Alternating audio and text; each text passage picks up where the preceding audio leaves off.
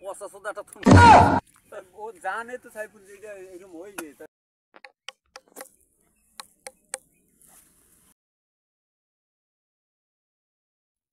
আপনারা যারা বলছেন যে এই কিরে ওই কিরে মধু মধু, এই মধু যে আসছে কোথা থেকে কিভাবে আসছে, আমি ওই জায়গাটাই আছি।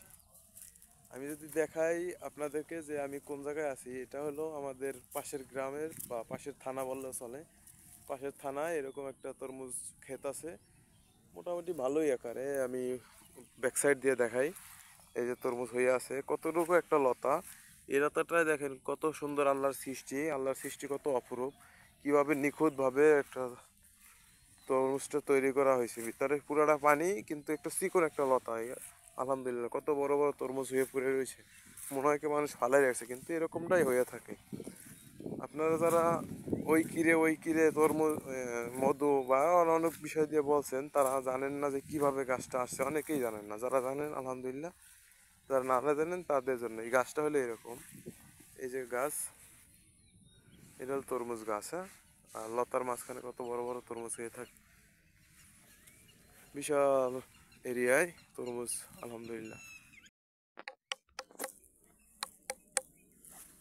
আমাদের বাজারের তরমুজের বাড়ি দিলে যেমন আওয়াজ, আর এখানে তরমুজের আওয়াজ পুরোটাই আলাদা। এই তরমুজগুলো পরিপক্ক আসছে, আর যেটা আসে নাই ওইটা ঢোলের মতো তপ তপ করে। আল্লাহর কত অশেষ রহমত, দেখেন কত কত তরমুজ পড়ে রয়েছে ক্ষেতের মাঝখানে, মনে হয় যে মানুষ ফালাই রাখছে, কিন্তু না, এরকমই সৃষ্টি।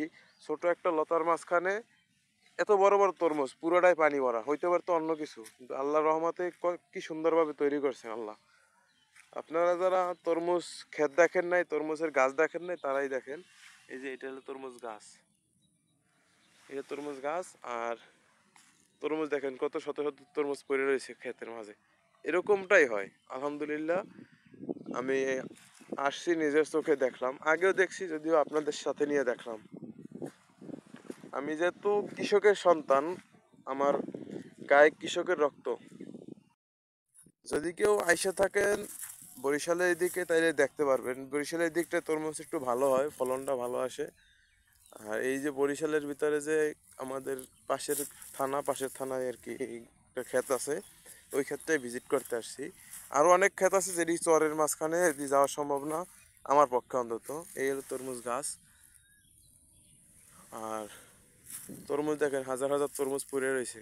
আল্লাহর অশেষ রহমতে আমরা তরমুজ খাই, একটা লতার মাঝখানে একটা ফুল হয়, ওই ফুল থেকে তরমুজ হয়, পুরোটাই পানি ভরা। অথচ এই শুকনো মাটির মাঝখানে কি সুন্দরভাবে আল্লাহর সৃষ্টি দেখে। আলহামদুলিল্লাহ, তরমুজ বাসায় নিয়ে খাওয়ার থেকে খেতে যাইয়ে খাওয়ার মজা দ্বিগুণ বেশি, মজাটাই আলাদা। আমি এটা উপভোগ করলাম। আপনারা আসতে পারেন মির্জাগঞ্জ পায়রা নদীর তীরে। আলহামদুলিল্লাহ।